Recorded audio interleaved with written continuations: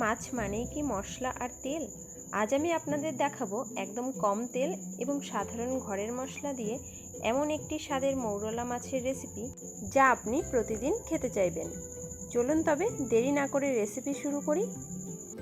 আর হ্যাঁ বন্ধুরা, আমার এই ছোট্ট রেসিপিটি একটু স্কিপ না করে পুরোটাই দেখে নেওয়ার অনুরোধ রইল। প্রথমেই মৌরলা মাছগুলোকে ভালো করে ধুয়ে নুন হলুদ মেখে নিচ্ছি। চচ্চড়ির জন্য মাঝারি সাইজের 4টি আলুকে সরু সরু করে কেটে নিয়েছি। নিয়েছি পেঁয়াজ কুচি, টমেটো কুচি, ধনেপাতা কুচি আর চেরা কাঁচা লঙ্কা। এইবার কড়াইয়ে সর্ষের তেল গরম করে মাছগুলোকে তেলে ছাড়ছি।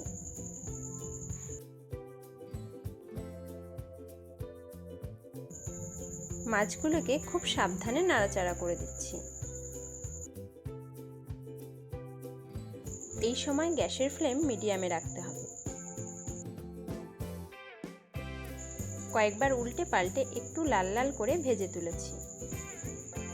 এইভাবে ভেজে নিলে মাছগুলো ভেঙে যাবে না। ফোড়নে দিলাম একটি শুকনো লঙ্কা আর কিছুটা জিরে। এটাকে একটু ভেজে পেঁয়াজ কুচি দিয়ে দিচ্ছি।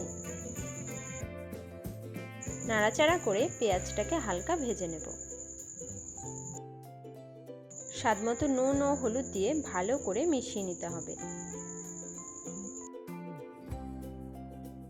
কেটে রাখা আলুগুলো দিয়ে দিলাম। আলুগুলোকে সবকিছুর সাথে মিশিয়ে নিচ্ছি।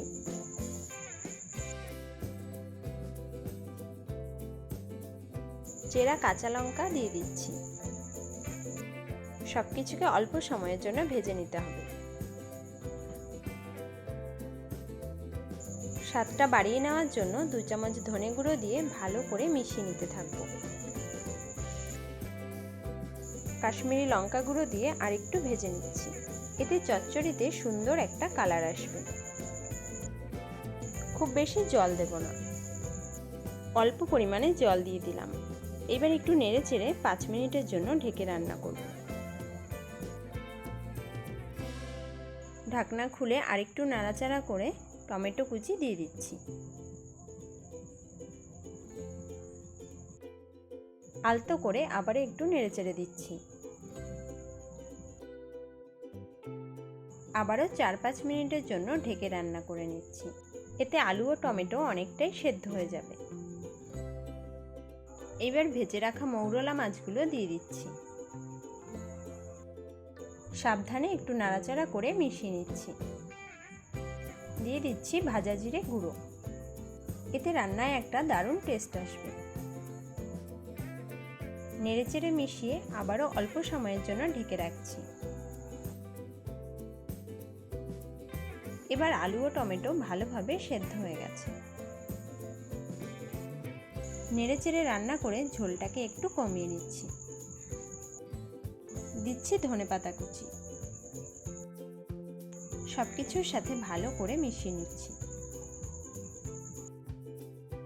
2 মিনিট ঢেকে রাখবো। এতে চচ্চড়ি খুব সুন্দরভাবে গামাখা হয়ে যাবে।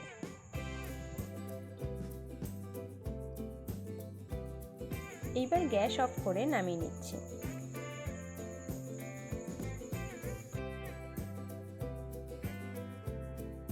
দেখতেই পাচ্ছেন বন্ধুরা, আলু ও টমেটো দিয়ে মৌরলা মাছের এই চচ্চড়ি কতটা লোভনীয় লাগছে। গরম ভাতের সাথে খেতে দুর্দান্ত লাগে। আপনারা এভাবে একবার বাড়িতে ট্রাই করে দেখবেন। একদম কম মশলায় খুব সহজেই বানিয়ে নেওয়া যায়। তো বন্ধুরা, আজকের এই ভিডিওটি যদি ভালো লাগে প্লিজ লাইক, কমেন্ট এবং একটা শেয়ার করে দেবেন। প্রতিদিন নিত্য নতুন রেসিপির ভিডিও পেতে সাবস্ক্রাইব ও ফলো করে পাশে থাকার অনুরোধ রইল। ভালো থাকবেন, সুস্থ থাকবেন। ধন্যবাদ।